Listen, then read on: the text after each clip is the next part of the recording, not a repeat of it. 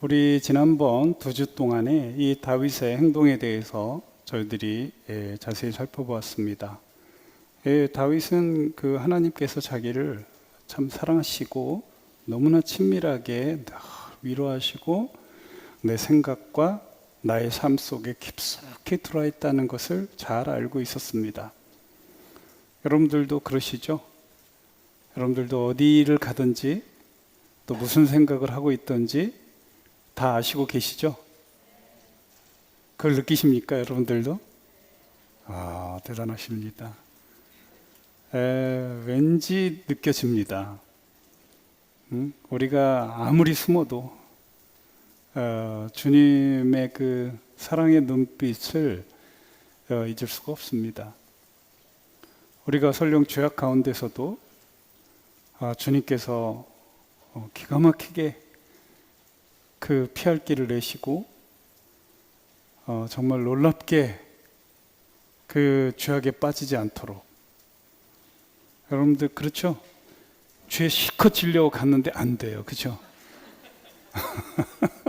내 작정하고 이제 좋다, 내가 흑암 속에 한번 빠지자, 주님도 나를 포기하실 거다, 이런 생각을 가지고 죄를 지으려고 갔는데 잘 안 됩니다. 설령 죄를 지었다 할지라도 심히 그 아픈 마음과 야 이게 뭐냐, 내가 아버지를 떠나면 행복할 줄 알았고 또 세상 많은 사람들이 사는 평범한 삶, 그냥 쾌락을 누리는 삶, 자기 멋대로 하는 삶이 굉장히 근사한 줄 알았는데 그것은 결국은 도적질 당하고 파괴당하고 결국은 죽음 앞에 서야 하는 그런 사실들을 많이 깨닫습니다. 아마 다윗도 그랬을 것입니다. 그런데 이해를 우리가 할 수밖에 없습니다. 다윗이나 제대로 하나님을 믿는 우리들에게는 이 고난은 끝이 없습니다. 그리고 여러분들도 느끼실 수 있겠습니다. 잘 막힙니다. 뭔가 원하는 게 잘 안 됩니다. 그리고 그냥 끊임없이 다가오는 천만인들이 나를 죽이려고 하는, 그리고 나를 도륙하려고 하는 그런 다윗의 그 입장에서 보면 이건 정령이 아니다. 내가 어떻게 이렇게 평생 이렇게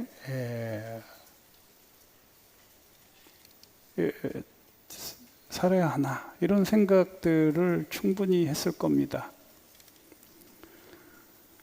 그냥 아무 생각 없이 살고 싶다.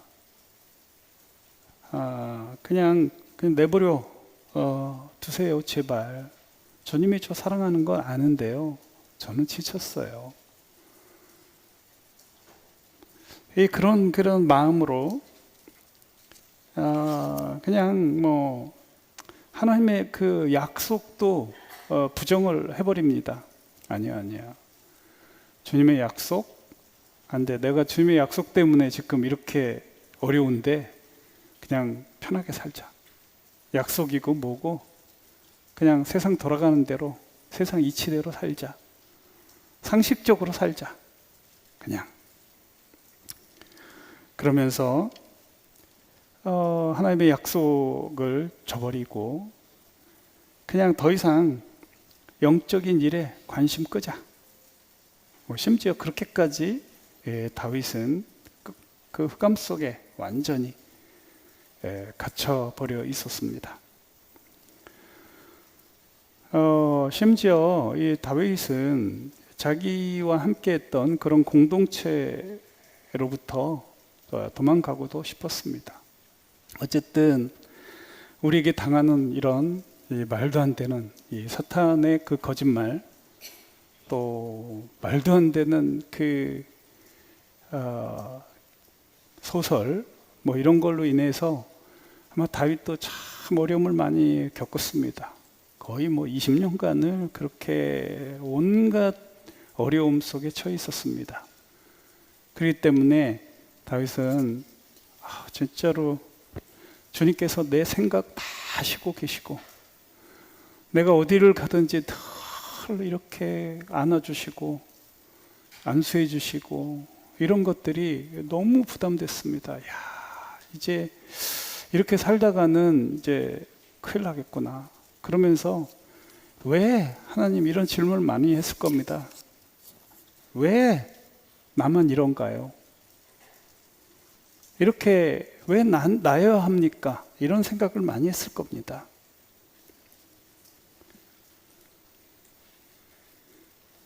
하나님 분명히 살아계시고 분명히 나를 사랑하시는데 왜 이렇게 끊임없이 힘들게 살아야 하나요? 라는 생각을 했을 겁니다. 자, 그러면 이 다윗은 어떻게 그걸 극복했을까?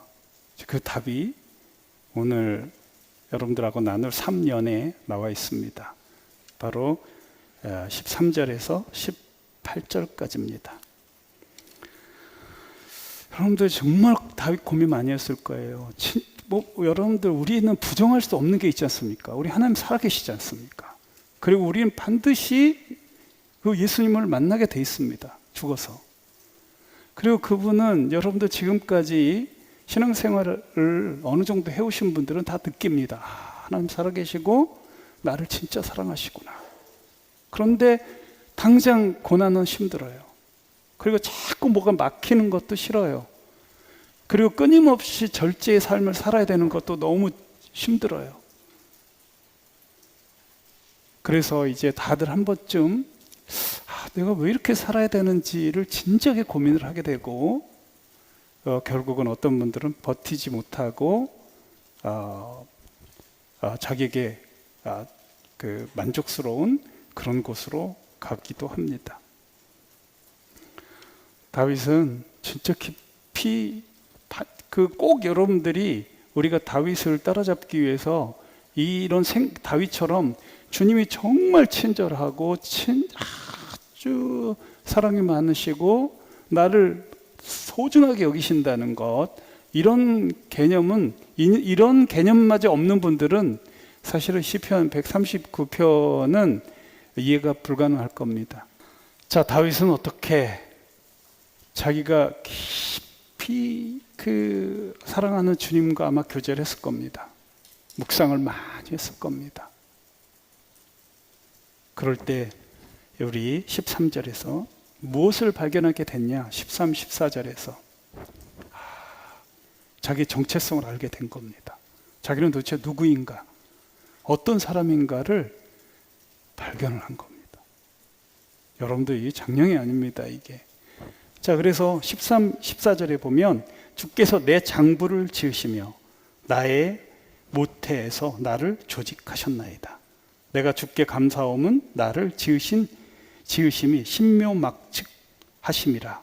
주의 행사가 기이함을 내 영혼이 잘 아나이다. 자기의 존재, 내가 왜 어떻게 존재하게 됐는지를 깨닫게 됩니다. 여러분들, 이게 제가 오늘 이 말씀을 준비하면서 과연 이 말씀을 여러분들이 이해할 수 있을까? 이런 생각들을 좀 해봅니다.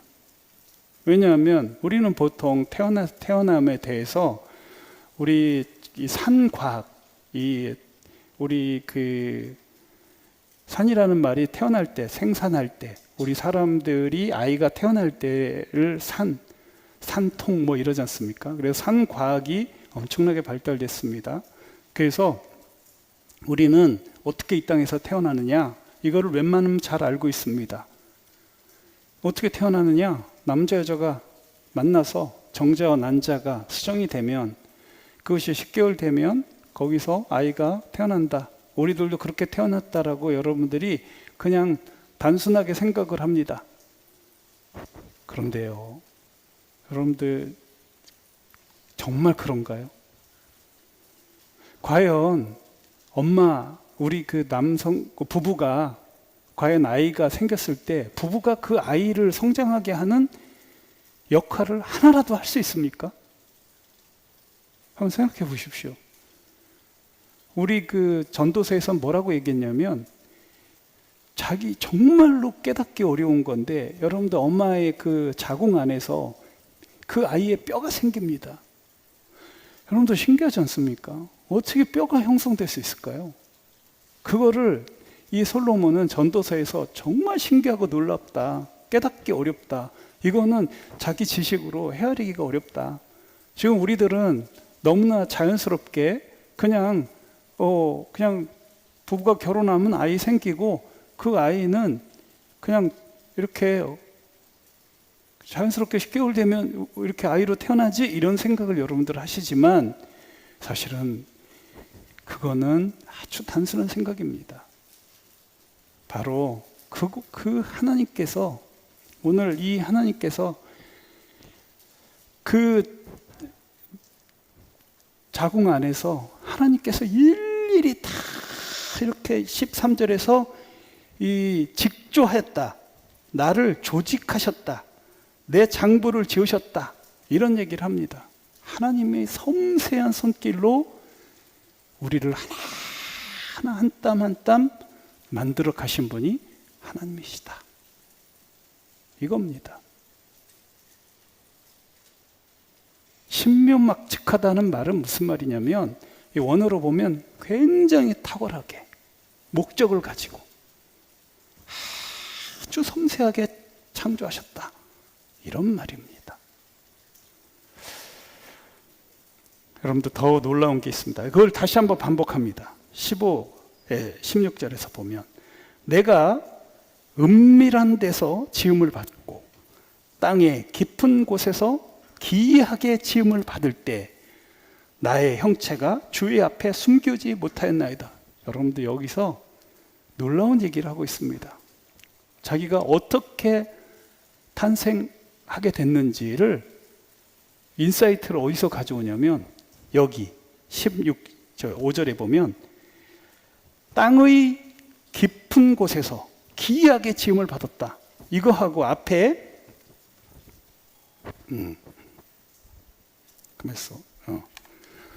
자, 여러분들 보십시오.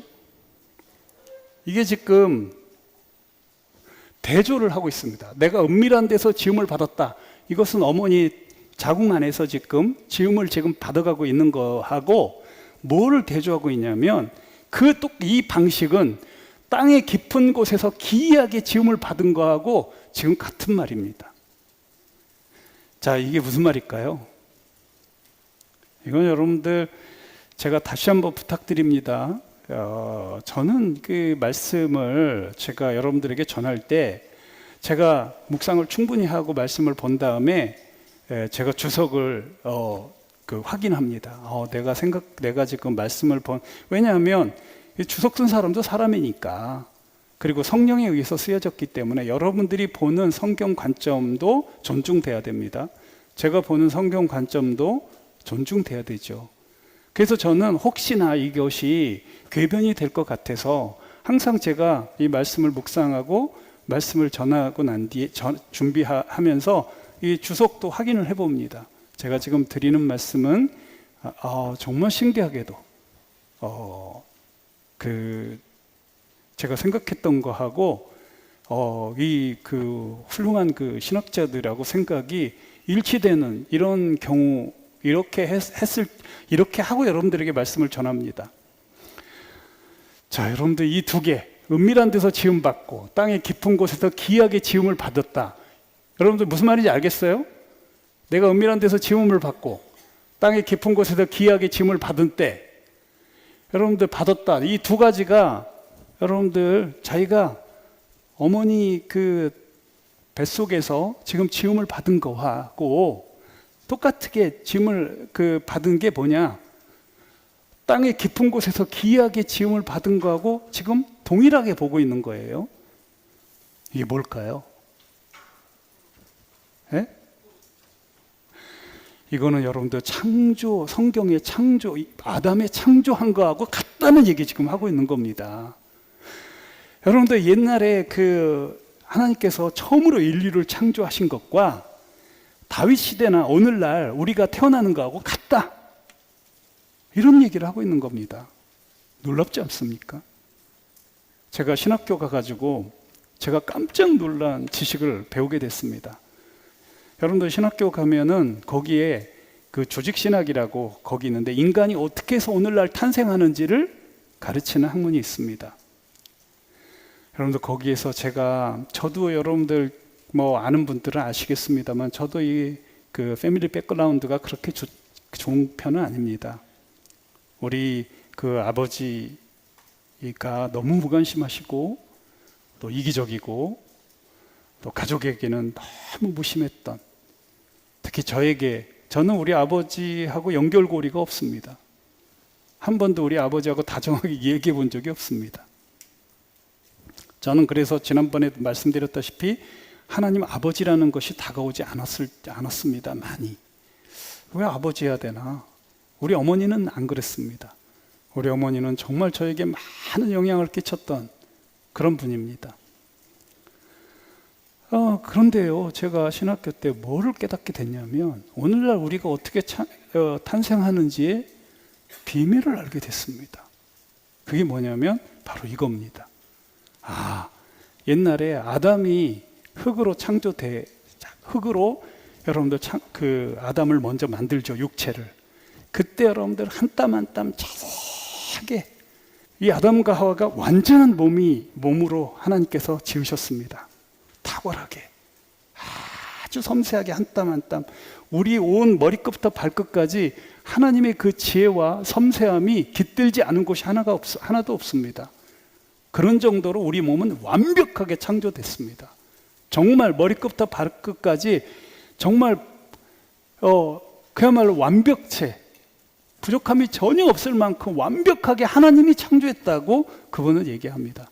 신이 아니면 이렇게 완벽한 사람을 창조할 수가 없다, 이렇게 얘기를 하더군요. 저도 100% 동의합니다. 하나님은 그런 분이십니다. 그런 다음에 육체를 먼저 만드셨습니다. 그런 다음에 어떻게 하셨다고요? 생기를 불어넣습니다. 바로 지정의죠.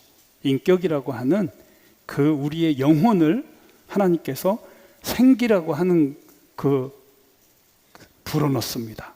그래서 성경에서는 생명이 되었다, 이제 진짜 걸어다니는 사람이 되었다, 이렇게 얘기합니다. 여러분들 재밌는 그 하나를 소개를 하고 싶습니다. 여러분들 그 지을 조자가 어떻게 되어 있는지 아십니까? 지을 조자가 이렇게 되어 있습니다. 그죠? 창조할 때 이 지을 조입니다. 여러분들 이거를 한문으로 풀이를 했습니다. 이거는 요 삐침이라고 하는 건 생기입니다. 여기는 흙이죠. 이거는 입입니다. 생기를 흙으로 만든 그 입에다가 불어넣었더니 이게 책받침변이라고 하는데 이게 걸어다니는 모습을 말합니다. 와, 여러분들 그 한문의 그 신기함은 정말 신기합니다. 어쨌든 이게 그 하나님의 그 창조 섭리를 보여주고 있다고 합니다. 자, 그래서 여러분들 과연 우리는 그냥 단순하게 생물학적으로 부모에 의해서 그냥 자연스럽게 탄생하는 거냐? 전혀 아니라는 겁니다. 전혀 아닙니다. 하나님께서 여전히 아담을 창조한 그 방식대로 오늘날 남녀, 부부를 통해서 아이가 수정돼서 몸은 형성되지만 그 영혼은 하나님께서 지금도 그 생기를 5개월이나 6개월에 완전히 그 완전한 몸을 딱 가졌을 때 그때 생기를 탁 불어넣으셔서 인격이 생깁니다. 그래서 그때 드디어 그 아이가 지능이 생기고 감정이 생기고 의지가 생기고, 이런 놀라운 것을 저는 신학교 때 배웠습니다. 저는 그게 늘 궁금했거든요. 도대체 나는 어디서부터 왔는지 늘 궁금했거든요, 저는. 그래서 여러분들이 이런 것을 증명할 수 있는 것 중에 하나가, 여러분들 저는 우리 칠남매 중에 좀 독특한 사람입니다. 우리 어머니도 얘기하다시피 너는 우리 형들 누나들하고, 제가 막내인데 조금 다르다고. 왜냐하면 저는 굉장히 영적인 그런 사람이었습니다. 우리 가족들은 비교적 그 노세 젊은 노라를 좋아합니다. 굉장히 영적인 것보다는 세속적인 그런 데 아주 발달된 분들인데, 저는 어렸을 때부터 굉장히 죽음에 관심이 많았고 저는 이렇게 살아서는 안 되겠다는 생각들을 좀 했습니다. 여러분들, 왜냐하면 신기하지 않습니까? 우리 어머니 아버지는 믿는 분도 아닌데 저 같은 사람이 태어난 것을 보면 저는 굉장히 신비하다는 생각을 했습니다. 저는 우리 아버지의 컴플렉스에서 벗어났습니다. 그래서 참 내 아버지는 우리 하나님이구나. 나를 내 모태에서 지으시고 그곳에 그 이미 하나님께서 창조해 두신 그 영혼. 여러분들, 왜냐하면 사도 바울의 고백이 그렇잖아요. 창세 이전에 나를 택하셨다고 하잖아요. 그러니까 여러분들, 성경에 보면 우리 잠언에서도 나옵니다만, 우리가 이 천지, 지금 창세기 1장에 천지가 창조되기 전에 먼저 창조해 놓은 게 우리 영혼입니다. 우리 영혼을 먼저 창조하시고 그 다음에 이 땅을 창조하십니다. 그래서 우리 영혼이 있는 그 곳, 내가 뭐라고 얘기할 수 없습니다만, 영혼을 이렇게 그 영혼을 창조하신 그 곳에서 아담과 하와를 몸을 창조하시고 그 중에 하나를 여러분들 생기로 불어넣어서 그 생명이 되게 했다, 걸어다니는 사람이 되게 했다는 이 사실을 제가 알게 된 것이죠. 그래서 저는 더 이상 우리 아버지의 무능함 이런 거하고 저는 무관한 사람이 됐으나 나는 이게 족보가 다르구나. 이거는 여러분도 귀 있는 자만 들으십시오. 이거에 대한, 제가 이걸 알고 난 뒤부터는 나는 우리 아버지가 아주 섬세하게 하나님께서 우리 어머니 모태에서 나를 지으시고 하나님께서 나에게 이런 정말로 소중한 영혼을, 생기를 불어넣으셨구나. 이걸 알게 되면서 저는 육체를 주신 우리 어머니 아버지도 너무너무 존경하고 사랑하게 됐지만, 더 나의 영혼을 창조하시고 또 근본적으로 저의 육신까지도 이 아담을 창조한 것처럼 그 방식대로 창조한 우리 하나님, 그 하나님을 찬양하고 그 하나님을 먼저 더, 우리 십계명에서처럼 그분을 먼저 더 사랑하고 그분의 말씀에 순종하고 그분을 기쁘게 해야 된다는 것을 제가 개념을 깨닫게 됐습니다. 그래서 여러분들, 여기 시편 16절에도 보면 내 그 형질, 그 앞에 있는 그 15절에도 형체가 있고 16절에도 형질이 있는데, 이거는 형체와 형질은 우리 몸이라고 생각하면 됩니다. 몸을 형체나 형질이라고 했습니다. 흙으로 빚은 거죠. 그런데 이루기 전에 보십시오. 여기 제가 지금 설명드린 것을 16절에 지금 얘기하고 있습니다. 형체와 형질이 이루기 전에 주의 눈이 보셨으며 나를 위하여 정한 날이 하나도 되기 전에 주의 책에 다 기록이 되었나이다. 여러분들, 이게 주의 책이라고 얘기하고 있는 것이 바로 생명책일 텐데요. 여러분들, 자기는 이미 우리 그 몸이 형성되기 전에 자기 이름, 자기는 존재하고 있었다. 여기 보십시오. 이루기 전에 주의 눈이 보셨어. 아직 내가 몸이 완전히 완성되기 전에도 주님이 나를 보셨다고 얘기하고 있잖아요. 그러니까 정말 우리의 진정한 존재 개념은, 물론 영과 육이 딱 합일이 돼야지 완전체가 되긴 합니다만, 정말 중요한 것은 우리 영혼이지 않습니까? 우리 지정의, 이 지정이라고 하는 이 영혼, 다시 말하면 영혼 불멸설을 하는 그 영혼, 우리가 지금 예수님이 오시기 전에 우리가 죽으면 우리 몸은 땅에 묻히고 우리 영혼은 다시 돌아갑니다. 원래 이 생명책에 기록된 그곳으로, 천국으로 가죠. 여러분들, 오늘 이 시편에는 이 신비한 창조를 우리 사람이 탄생하고 어떤 존재인가를 설명해 주고 있는 놀라운 진리를 담고 있습니다. 여러분들, 저는 이게 신학교 때 배웠던 것들이 이렇게 이 시편 139편에 자세하게 기록되어 있다는 사실을 보면서 정말 깜짝 놀랐고, 이 기쁘고 즐겁고 이 그 짜릿짜릿한 이 감동적인 이 사실을 여러분들에게 얼마나 전해드리고 싶었겠습니까? 여러분들은요, 그래서 이제는 그냥 보통 평범한 사람이 아닌 겁니다.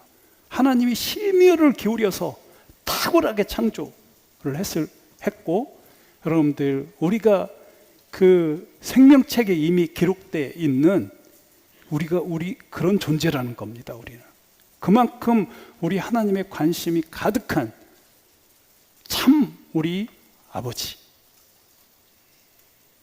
그래서 여러분들, 성경에 보면 예수님께서 그 마태복음 12장에 보면 그 신기한 얘기를 예수님이 하시지 않습니까? 마태복음 12장 46절에서 50절까지 여러분들 잠깐은 보시면, 이제 여러분들 잘 아시는 대로 자기 예수님의 아버지는 돌아가셨고, 이미 요셉은 자기 어머니와 동생들이 쭉 왔습니다. 그래서 바깥에서 형, 아들아 이렇게 찾았지 않습니까?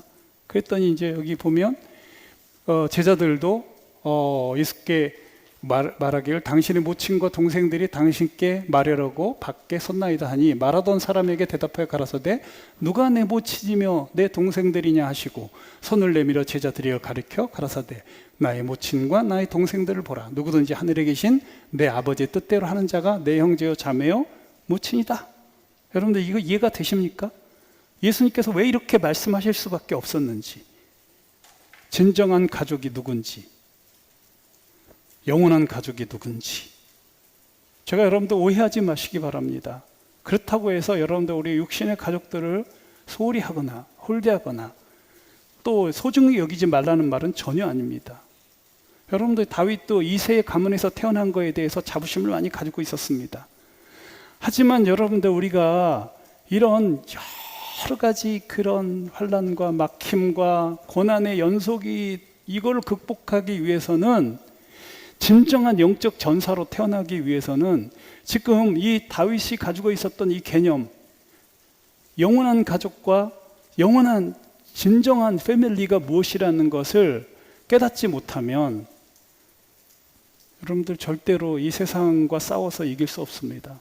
사탄에게 대항해 봐야 여러분들 계속해서 우리에게 너는 평범하다, 너는 그냥 범부에 불과하다, 네가 뭐 대단하다고 그렇게 주를 위해서 열심히 살 필요가 뭐 있어, 그냥 편하게 살아. 그냥 너 뭘 그렇게 고난 받으면서 살아, 뭘라고 그렇게 치열하게 복음 전하려고 해, 그냥 너나 잘해, 너나. 이런 음성으로 계속해서 다가옵니다. 사탄은 우리를 이 하나님의 그 하나님의 위대한 작품이라는 거를 계속 망각하게 합니다. 계속 너는 평범하다, 너는 평범하다, 너는 그냥 진화론에 의해서 그냥 우연히 태어난 것 뿐이야.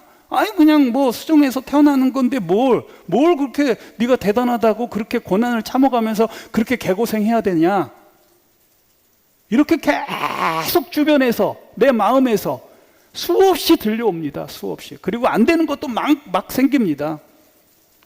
능욕까지 받을 수도 있습니다. 손가락질 당할 수도 있습니다.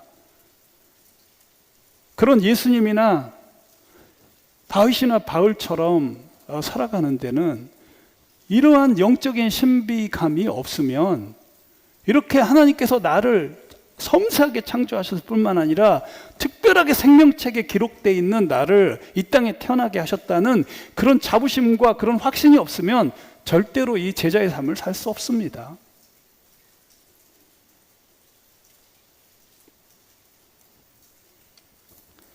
여러분들 혹시 두려우신가요?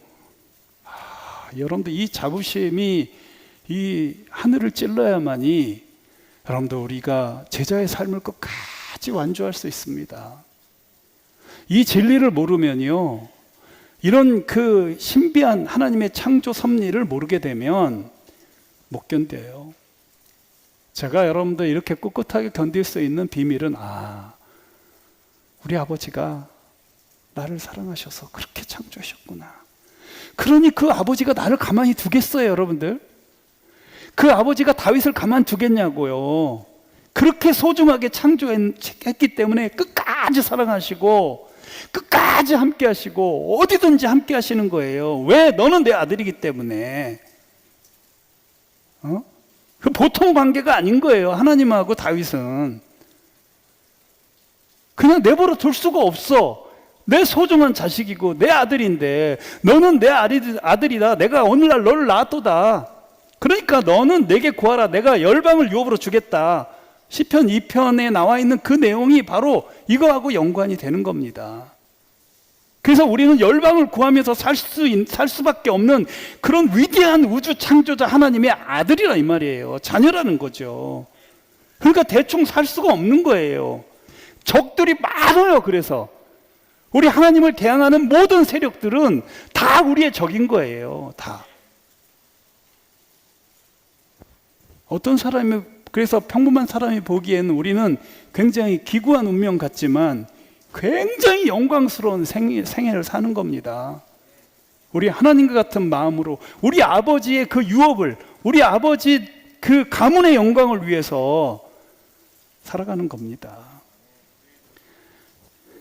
여러분들 그 웃기는 영화 중에 하나가 그 가문의 영광이지 않습니까? 그 조폭들도 가문의 영광을 위해서 열심히 삽시다 그거. 우리는 하나님의 가문이에요.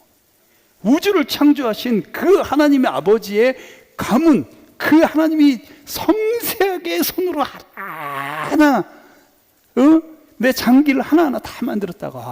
이 아이는 내가 심장은 좀 이렇게 만들까? 핏줄은 이렇게 만들까? 내 폐는 이렇게 만들까? 하나하나 섬세하게. 게다가 생명책에 기록되어 있는 그 영혼, 그 영혼을 우리에게 다 생기를 불어넣으신 거죠. 제가 이거 신학교 때 이걸 알고 난 뒤에요, 제 인생은 완전히 달라졌습니다. 우리 예수님의 유지를 이어받아야 되는구나. 그래서 그거를 깊이 깨닫게 됐습니다. 그래서 이제 아주 격정의 감동을 그 17, 18절에서 얘기합니다. 그거를 이제 다윗도 깨달은 겁니다. 내가 어떤 정체성을 가지고 있고 내가 그렇게 혼돈과 혼란 속에 나는 왜 이렇게 기구하고 왜 이렇게 끊임없는 고난 속에서 살아야만 하는지를 딱 알게 된 겁니다.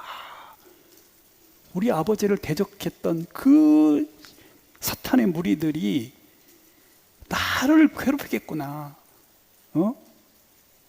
그거를 깨닫게 된 겁니다. 그래서 17절에 하나님이여 주의 생각이 어찌 그리 보배로우신지요 그 수가 어찌 그리 많은지요 이러면서 하나님께서 자기를 향한 그 계획과 자기를 향한 뜻과 그 다윗이 그 영적 전사가 되도록 하기 위한 하나님의 그 계획과 그 뜻이 얼마나 큰지 모른다는 감동을 지금 하고 있는 겁니다. 여러분들 하나님 한번 여러분들 우리 위대한 그 부모가 돼서 위대하게 자식을 키우려고 해보십시오. 그 아이를 평범하게 키우겠냐고요?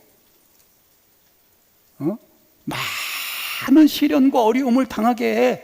그렇게 키울 거 아닙니까? 그래야지 강해지니까. 여러분도 오냐오냐 키워보십시오. 그 아이가 어떻게 되는지.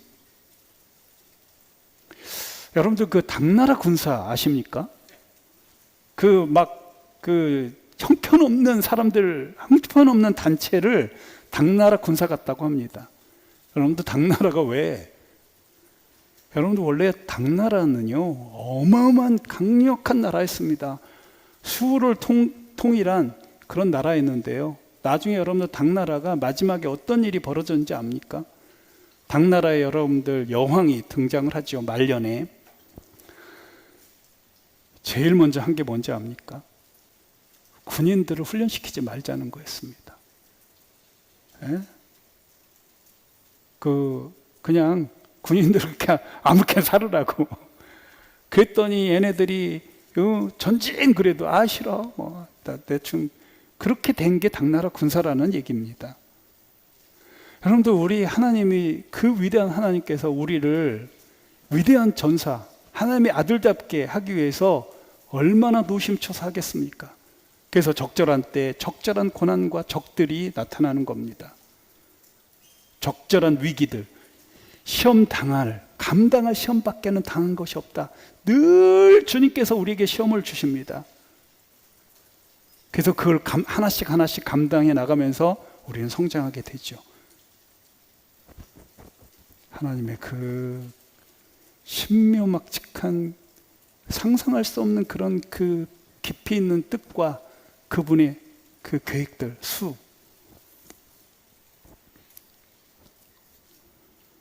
그래서 이제 18절에 내가 세려고 할지라도 그 수가 모래보다 많도소이다. 어떻게 우리가 하나님의 그 크신 사랑과 뜻과 계획을 감히 알겠습니까? 그러면서 내가 깰 때에도 오히려 주와 함께 있나이다. 오늘 제목 깊은 잠에서 깨어나서, 이겁니다. 드디어 딱 깨어났습니다.